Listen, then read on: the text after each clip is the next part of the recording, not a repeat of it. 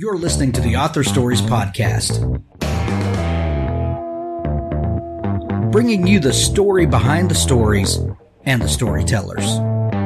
Margaret White, Terry Brooks, Sheena Kamal, Matthew Quick, JT Ellison, Walt D. Williams, Brad Ford, Corey, Dr. O, Brandon Sanderson, Robin Mott, Ernest Klein, Jim Butcher, Sherwin Harris. Visit hankgarner.com for archives of all the shows. Today's guest is... Well, thanks for joining me again for the Author Stories Podcast, where I bring you the story behind the stories and the storytellers. Today, I'm really excited to have Yaffa Santos on the show with me. She's got a really great book. It's called A Touch of Moonlight, and when you're hearing this episode, it's available everywhere. You can run out and grab it at your local bookstore or use the Amazon links that we'll have in the show notes. Welcome to the show, Yaffa. Thank you, Hank. Thanks for having me today. I'm so excited to have you. Yaffa, we begin each show with the same question, and that question is, what is your first memory of wanting to be a writer or storyteller?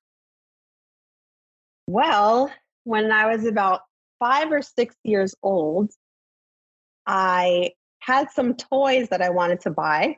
I had gone and asked my parents, can you please buy this for me? And they said, we're not just going to buy it for you. You have to earn it. So think of some kind of work you can do to earn some money so you can get these toys. And at the time, that's the kind of work that I thought. I said, well, I can write a book. I really liked writing and illustrating books. So I started writing children's books. I did illustrated, maybe like 10 to 15 page books. And that was how I earned my toys back then. I love it. So that I'm assuming that kind of solidified your love of story. That there's something about getting a book as a gift is magical. There's nothing. There's no doubting that. But there's something about spending your own money. It makes you kind of feel more connected to the story in a way. Did you feel that way? Absolutely. And I think I lived in stories. I mean, I was a kid who was always thinking of a story, imagining what would it be like in different situations if certain elements of the setting were changed. I got in my report cards all the time, too much daydreaming or, gets good grades, but too much daydreaming. That's awesome. So when did the bug strike you? Like, you're connecting with these stories, you're getting lost in these magical worlds. When did it occur to you that, maybe I could do this? Well, the first time that I was always an avid reader, but the first time that I started working on a novel was probably about 10 years ago. I had an idea for a novel and I said, okay, I'm going to find a critique partner and start sending them pages. That was when I actually finished a novel for the first time. And before that, I think I had tried a couple of times to write a character and I had filled out the story a little bit, but I didn't get very far. I didn't finish them. But really working with a critique partner was the way that I was able to finish a novel for the first time. And then, my first novel was like a throwaway novel. It wasn't, it was not like something that I planned to publish ever, but it gave me the confidence I could complete an entire novel. And then after that, I wrote what became my first published novel, which is A Taste of Sage. There really is something to be said for that first novel, proving to yourself that you can get from idea to a finished first draft, whether, and no matter what you plan to do with that, whether you publish or not, nothing can replace that sense of accomplishment, can it? I agree with you. I think like I mentioned, in my 20s, I tried to write several times. I had a character I wanted to work with and it didn't go anywhere, but it's just, you're right. That feeling of being able to finish the novel and, okay, I have a completed novel here. It lets you know, like, okay, I can continue. This is doable, because it can feel like an insurmountable hurdle before you actually complete the first draft. You mentioned that there were several ideas that really didn't go anywhere.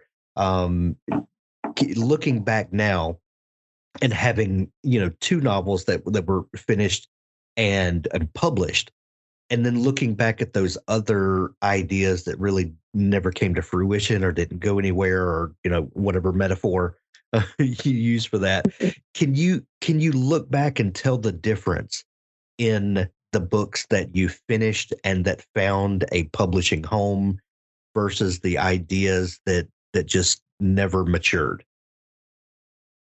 Wow. I think that for one of the major ideas that I worked with that didn't go anywhere, it was probably, I mean, at the time I was working at a wellness center, and I was very disenchanted with like the kind of gurus who would come and do presentations, because being on the staff, you would see in one light they were very, oh, I'm so enlightened, and then when there was nobody around, they were kind of totally different people.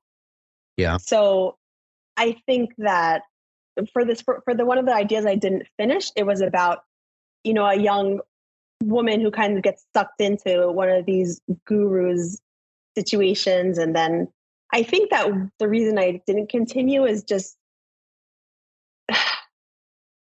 maybe there wasn't enough of, I mean, my two published books are romance, women's fiction. And I think just the positivity and like the uplift, that's something that gives me the energy to continue the project to fruition. The other one was a little depressing. And I think that's maybe why I was like, okay, this is getting too depressing. I need to stop. Both of your published books, A Taste of Sage and your new book, A Touch of Moonlight, have food as a if not a central theme, a very prominent theme. Let's just put it that way. What is it about the culinary arts that fascinate you personally, and why is it that they become such an integral part of your storytelling? Food is just very emotional for me. I'm very aware of the connections between food and whether it's food and love, food as a way of people showing love, food as a way of people coming together as a community. So when I was thinking about writing romance, that kind of became very prominent to me as a way for people to express their love. Just the idea of food, people expressing their love through food, people expressing their creativity through food, became something that I really wanted to work with my characters. Food is a really interesting subject, because it's something that we're all extremely familiar with. It's kind of at the core of our beings, in that if you don't eat, you don't survive, literally. Yet it's one of these things that has a lot of emotion tied up in it, and a lot of food can be from the mundane to the decadent, and it's something that we have to have. Yet, there's such a scale, such a diversity of pleasure that can be derived from it. It's really a fascinating metaphor when you're talking about romance novels. It's interesting the way you can weave that in there, and food can take on so much more meaning than just survival. I think so. And in A Taste of Sage, I explored that a lot in the positive and the negative sense. I mean, I have a main character who ended up being discovered that she had this gift to taste food and know what the person was cooking, because she refused to eat her mother's food. So the food was angry, and it was charged with negative emotion, and that's how she ended up, being revealed as a person who had this gift. But it kind of goes both ways. Food can be a vehicle for love, for care, and it can also be a vehicle for perceiving emotions in another way. I mean, I think that almost everybody I've talked to about this, like, would you want to eat something that was cooked by somebody who was angry at you when they cooked it? I've never heard a person say, yes, I don't care. People are like, even if they don't believe that there's any kind of like energetic effect or anything, just on a purely emotional basis, whether they believe in in any kind of, I guess, spiritual aspect or not. When I've asked people, okay, well, would you, eat something that somebody was angry at you cooked? Across the board, people say no. Some of them are like, maybe they spit in it, and I don't know. So I'm like, maybe they poison it. But it's like a visceral response of no, like I don't want to receive, I don't want to put in my body something that's made by somebody who's focusing on the thought of me in an angry way. Right. That makes perfect sense. Yaffa, one of the things that I love to talk about most of all is the beginnings of things, the birthplace of a story. In one moment, a project like A Taste of Sage or A Touch of Moonlight, they don't exist in any form or fashion. They just don't exist. And then either a character walks onto the stage of your mind, or you start playing the what if game that all of us writers do. You either read a news story or see something on TV, and that the what if game just starts playing in your mind, and then you start casting that what if scenario with characters that you make up, and then that story does exist, and then it's your job as the writer to kind of dig that out and polish it up, and then a book is born. For A Taste of Sage, what was that moment of inspiration? Well, for A Taste of Sage, I could say at the time, my sister had gone to culinary school, and she was telling me all the stories. She'd come home, and I hear stories about how the chefs were fighting and people were crying, just the drama. It started out with this aspect of, I cannot believe the drama that goes on in these kitchens. It's more than what people see on TV. And I thought, somebody has to write about this. I had already kind of been working with a story of a character that was able to have something beyond the five senses. So it became, I can have her be a woman chef who lives and works in New York. And then her ability can be to taste food and know what the cook was feeling when they cooked it. Gotcha. After A Taste of Sage, something that we've talked about a lot on this show is the gift of anonymity. Before you publish that first novel, no one knows who you are. No one knows that you're a writer. No one knows anything about your story, and no one expects anything because they don't know to expect anything. And then you publish that first book, and then you have a reputation. You have people that liked your first book and want to follow along. What is she going to do next? And then there comes sort of an anxiety that can come with that second book and following that up. What was that like for you after publishing A Taste of Sage? Developing a following and then coming up with that second book idea. Well, I came up with the second book idea for A Touch of Moonlight not that long after I published A Taste of Sage. I started working on A Touch of Moonlight around September 2020, so maybe about 4 months after. The only thing that I can say that was very different is that I wrote an outline for A Touch of Moonlight. Once I decided I was clear on who the characters were and that this was going to become a book, I wrote an outline because I had heard a lot about writer's block for a sophomore novel. And I just thought, I don't want to get to 50% in and then all of a sudden not know. I want to know where I'm going with this before I start out on this journey. So that was the first one that I wrote an outline from chapter 1 until the epilogue. And I did end up tweaking it as I went along, but through the entire process of writing A Touch of Moonlight, I always knew where I was going. Gotcha. Whereas with A Taste of Sage, I'm sorry, guys. No. I'm sorry. I didn't mean to cut you off. Go ahead. No problem. With A Taste of Sage, that wasn't the case. With A Taste of Sage, I had over 100,000 words that I had to cut down when it was time to edit it. And it ends up being 70. But yeah, I had to cut out 30,000 words because there were so many subplots and side things going on that there was, subplots I planned to follow that afterwards I decided, I'm not going to do that. And it would have been easy to get lost. So with A Touch of Moonlight, I just said, I'm not doing that. So that's fascinating to me. With A Taste of Sage, I'm sorry, I combined both those into one. For a Taste of Sage, how did you start, kind of dissecting the book and figuring out what to pull out? Was there any methodology that you followed, or was it just reading through and just kind of making notes to yourself? Like how do you kind of develop a plan for a book that's already written but needs to be revised? So the majority of the material that I had to cut out was not as challenging for me to decide because I had a third person's perspective in the novel. It ended up being dual perspective between the two main characters, but I originally had a third person whose POV was also in the book. So just with cutting that one person out, I cut like 20,000 words right there.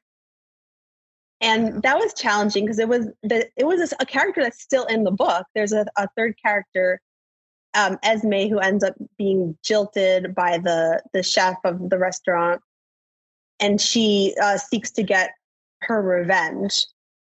In a sense, it ended up being a lot less overt, but that was while the two main characters were getting to know each other, this jilted person was growing angrier and angrier and expressing themselves. So from the time that I took out her point of view, it ended up being a lot more linear and like, this happens and this happens and this happens and this happens.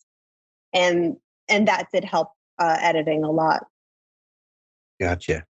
So then when it's time to start on the second book and you initially have an idea and then start, you said that you outlined it. So what was the process of getting to understand the characters and know the story as you started outlining?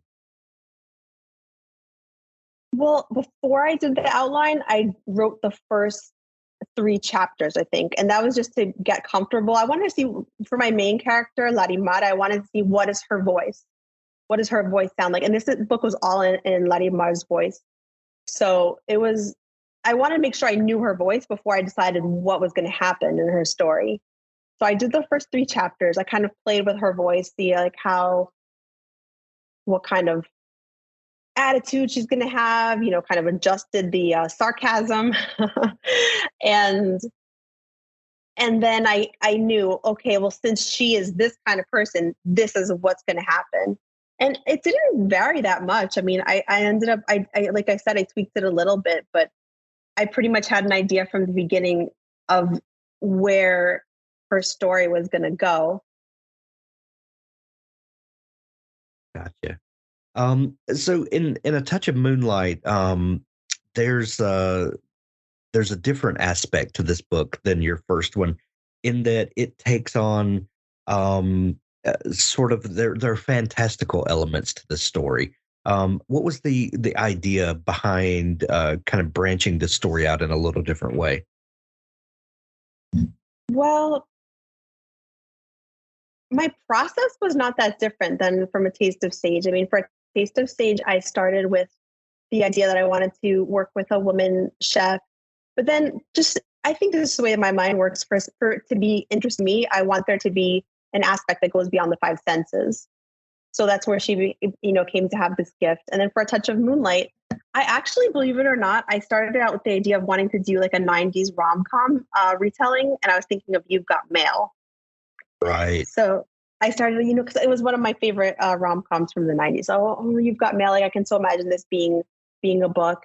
And then as I started to work with the character, I said, oh, the same thing. Like, I need there to be another aspect of this that kind of is beyond the 5 senses. And I kind of played with different things. And I said, you know what? I think that she could be a ciguapa, which is a folklore character from Dominican folklore. What was the idea behind bringing in the Dominican folklore? Because that's adds such lush texture to the book. For people who might not be familiar with the folklore of that society, how do you balance, doing an info dump, to bring people up to speed, while also, keeping the story engaging and, the plot moving along and not just overwhelming people with new information? Well, I have a short version that I say when people ask, what is a ciguapa? The easiest thing is say a ciguapa is a character from Dominican folklore. She's known for having long, straight hair and backwards facing feet. That's like the 1 minute, soundbite version. There's so much. I mean, this is hundreds and hundreds of years. And there's a lot of other cultures that have a version of the ciguapa too. They just have different names. So sometimes people have heard of a similar character and they're able to relate on that aspect. But really, I think what helped for me was, even though this is a folkloric character and a mythical being, she's living her life in our world today. So I think combining those elements and just thinking about, okay, she's going through her day. She's taking the train to work. She's making coffee. She's working in an office building.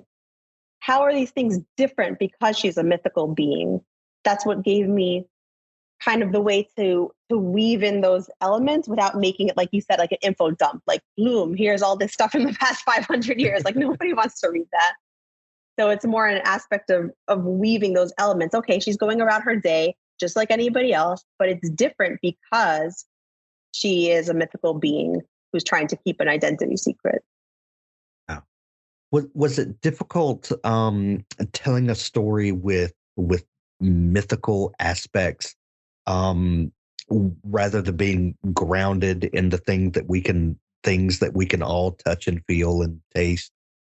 Is there any, I guess what I'm asking is, if your first book kind of went outside the five senses by using food and kind of connecting us in an ethereal kind of way, with now coming to adding the folklore aspects and the kind of mystical, is that more difficult to weave that kind of story when there are aspects that you can't connect to with your five physical senses, if that makes sense at all? Yes, it makes sense.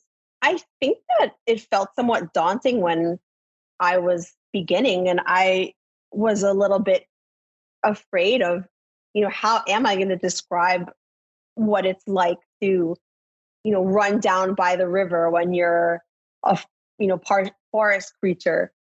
I think so, but I think again, like when it was difficult to kind of tease those things out, that's when I really relied on the mundane aspects and kind of the balance between those things. Like she's a mythical forest being and she's going to run down by the river, but then she's going to go get her oil changed, like it's just so, it really, what helped me a lot was when some things were happening or she was having contact with other ciguapas that would visit her. Like I would go from that to something very mundane, like she's filling out reports at her desk. So it just shows, I mean, this was the constant challenge that she was having, that Larimar was having, is balancing the fact that she can go to a body of water and see other ciguapas with the fact that she has to go back to her desk and fill out a P&L report for work. Right. Your second book that you outlined before writing, compared with your first book that you had to edit and trim after the fact. I think a lot of people, when they think about outlining, they think of it as this sort of daunting, and I think we all have ideas of making outlines in middle school English, and there's nothing exciting about that, and I think that turns a lot of people off to the planning stage of a novel. But having done it both ways, outlining from the beginning or having to trim on the back end, which of those did you find easier? Honestly, I found outlining easier because there was less that I had to cut out and there was less that I was attached to. Like the whole kill your darlings thing, that was really hard for me with A Taste of Sage. There are parts of the book that felt so important to me that I could never imagine not being there. But yet when I got to the end, they didn't make sense anymore. And that was really hard to let them go. With this, I didn't have as much. I mean, of course, I still went through the lengthy editing process, but there wasn't as much of, there's this subplot that I love so much and I'm going to have to cut it out because it doesn't make sense anymore. Right. Makes perfect sense. Yaffa, if we know anything about the publishing industry, this book, A Touch of Moonlight, has probably been off your desk for several months now. What have you turned your attention to now? Is there a new book you're working on? I've just been kind of resting and then also playing with writing a little bit nonfiction. I'm not sure yet where I'm going to go with that, but as the time has been getting longer, which is absolutely true, like you said, it must be at least 7 months since I've been actively editing A Touch of Moonlight. There is one character from A Touch of Moonlight. Her name is Anjali, and she's Ray's sister, who raised the second main character. I've been thinking about doing a story for her and having it something that treats issues of mental health or looks at issues of mental health. Especially eating, which is funny because it's like the other side of the coin. I've done a lot of writing about cooking and food, but I've been thinking about doing a little writing about eating disorders. So I'm kind of going to see where I go with that. Well, I can't wait to see what comes up next. Yaffa, this has been so much fun chatting. A Touch of Moonlight, when you're hearing this, will be available everywhere, and you can grab it at your local bookstore or use the Amazon links to grab it, Kindle edition or paperback or audiobook. Yaffa, if people are just discovering you and want to dig into all the great stuff that you're up to, is there a place online where they can connect with you? Yes, I do have a website, which is my first name and last name, yaffasantosauthor.com. So it'll be www.yaffasantosauthor.com. And then I'm also on Instagram as @yaffasantos.author. Excellent. We'll link those up to make it easier for folks to find you. A Touch of Moonlight, when you're hearing this, will be available everywhere. Go grab your copy today. Yaffa, thank you so much for taking time to come on the show. Thank you, Hank. Thanks for having me on the show. It's been great chatting with you today.